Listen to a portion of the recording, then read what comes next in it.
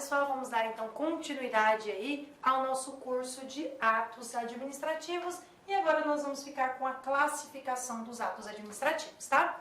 Vamos lá, quando eu falo em classificar ato administrativo, você pode pensar aí, mas professora, classificar ato administrativo é chato, classificar ato administrativo envolve decoreba.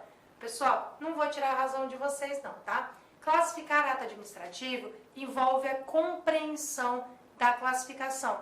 Você precisa realmente estudar a classificação, que cai bastante em prova, tá bom? E praticar isso aqui. Por quê?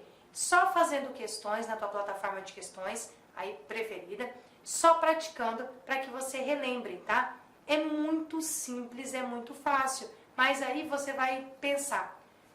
Classificação, por exemplo, ato simples, composto, complexo, aí você fala, vixe, qual que era esse ato mesmo? Só praticando para que você consiga, então, chegar à excelência. São questões, quando caem em prova de classificação, de atos consideradas extremamente simples, tá? Ele pede nada mais, nada menos do que você conheça a classificação de forma simples, sem pegadinha, sem dificuldade. Então, eu preciso que você assista a aula de classificação e faça questões. Eu preciso que antes da prova seja um material que você revise, um material de classificação de atos, tá? Justamente pela simplicidade do material, pela simplicidade do tema da matéria e pela facilidade de acertar questões. Se você rememorar, se você lembrar, você não vai ter nenhuma dificuldade. Então vamos lá. Classificação. A primeira classificação é quanto aos destinatários, tá bom? Eu posso classificar aí quanto aos destinatários em atos gerais, que são atos abstratos e impessoais, em tese aí alcançando a todos, tá bom? Atingem a coletividade como um todo. Atos com finalidade normativa, tá bom? Prevalecem sobre os individuais. Exemplo, regulamentos, instruções normativas, entre outros. Então é um ato que não é destinado para um público certo, é destinado aí para a coletividade. Então, quanto ao destinatário, é ato considerado aí, portanto, geral, aqueles abstratos que alcançam a todos, tá? Agora, atos individuais já não são mais aqueles atos impessoais que eu atinjo a generalidade. Aqui eu já falo que são atos especiais, destinados, então, a pessoas ou indivíduos ou a grupos determinados, tá bom? Pode ser individual singular, que atinge uma única pessoa, ou pode ser um ato individual plurimo, que eu atinjo múltiplos destinatários ou um grupo de pessoas, tá bom? Então, cuidado com isso. Pode ser um ato individual singular, que daí é uma pessoa só, ou um ato individual plurimo. Mas, professora, o ato individual plurimo atinge várias pessoas, sim, várias pessoas, vários destinatários determinados, tá? Não é no geral que eu atinjo a todos. Se forem pessoas indeterminadas, que eu tenho ali a impessoalidade, tá bom? Eu classifico como ato do tipo geral e não mais ato individual, tranquilo? Quanto ao alcance aí da minha classificação, alcance dos meus atos, tá? Eu posso ter atos internos, que produzem efeitos aí dentro da administração pública, tá bom? Que independem de publicação oficial, independe de eu colocar no Diário Oficial da União, no Diário Oficial do Estado, tá bom? Por exemplo, uma instrução de serviço, que basta uma comunicação interna e tá valendo. Ele dispensa aquela publicidade externa. Então eu classifico isso como ato interno, tá? E atos externos são aqueles atos praticados pela administração pública, mas que produzem efeitos para fora da administração pública, tá? Que dependem, portanto, de publicação no Diário Oficial. Quanto ao grau de liberdade dos atos, eu posso ter atos vinculados ou atos discricionários, tá? E quando eu falo que o meu ato é do tipo vinculado, eu falo que o meu cadeado está fechado. Se o meu ato é discricionário, eu falo que o meu cadeado ele está aberto. Tranquilo? Isso quer dizer que ato vinculado não existe ou não há margem para atuação. Ou é isso, não tem margem. Se o meu ato agora é discricionário, o meu cadeado pode estar fechado ou aberto, dentro do que a lei me disse, eu tenho margem, portanto, para atuar. Exemplo de um ato vinculado. Tem uma servidora que está gestante e ela chegou no primeiro dia do 9º mês de gestação. Ela vai pedir a licença maternidade. Tem como eu, administração, falar para ela, ah não, agora não que eu estou sem servidor, espera mais uns 4, 5 meses aí, que vem concurso, esse pessoal entra e você sai. Tem como? Não tem. Esse ato é vinculado. Ou ela sai, de licença maternidade. Não tem nada que a gente possa dialogar, não tem espera, tá bom? Ato vinculado. Ato discricionário é um ato em que, dentro da margem da lei, eu posso optar por alguma das situações. Já que estamos falando em licença, vamos de exemplo, então, das licenças. Quando nós viramos servidores públicos, nós adquirimos, após 3 anos de efetivo exercício, uma coisa maravilhosa chamada de estabilidade, tá? Essa estabilidade me permite, entre algumas coisas, pedir uma licença para tratar de assuntos particulares, tá?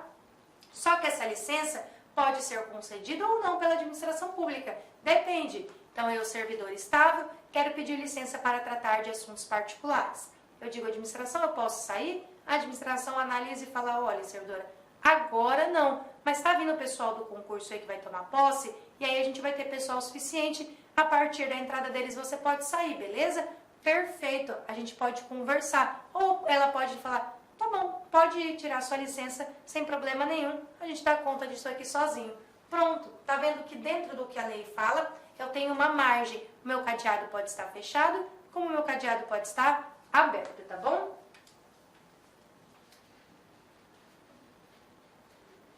Então, quanto ao grau de liberdade, atos vinculados e atos discricionários. Quanto à formação do meu ato. Quanto à formação do meu ato, é um pouquinho mais complexo, tá? E isso despenca em prova. Se tiver que cair para você, a minha aposta é quanto à formação do ato. Porque eu posso ter ato classificado como simples, composto e complexo, tá? E isso cai demais em prova. Claro, o simples quase não cai. A confusão aqui são os atos compostos e complexos. Uma confusão desnecessária, já adianto para vocês, tá? Quando eu tenho aí a classificação quanto à formação de um ato em simples, composto e complexo, eu estou tratando sobre manifestações de vontade. Como esse ato vai se formar? Através ou por que meio de manifestação de vontade, tá?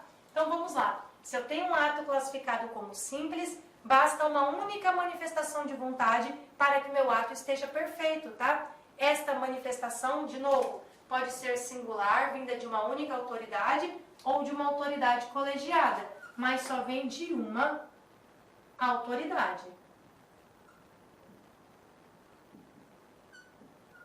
De um órgão, beleza?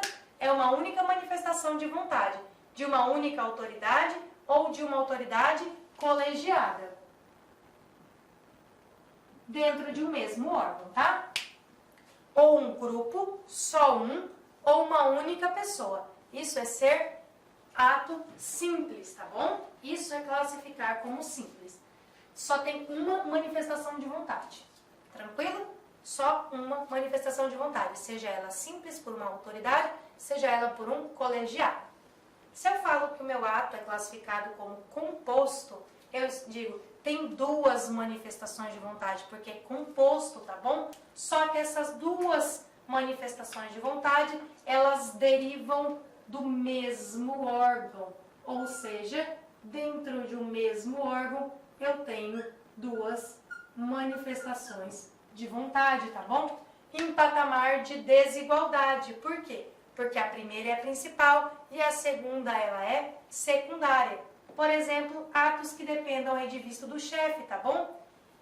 Eu preciso fazer algo, uma manifestação de vontade, e preciso submeter para que o meu superior dê o ok. Este ato, então, ele é composto. Uma manifestação de vontade minha, 2 dentro do mesmo órgão para o meu chefe, para ele dar o ok, para ele ratificar, tá bom? Então, isso aqui é ato composto, tranquilo?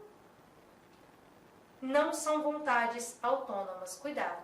A vontade é dentro do mesmo órgão, tá? Uma delas é meramente instrumental, porque vai se pautar aí para verificar a legitimidade do ato. Então, perceba, ato simples, uma manifestação de vontade.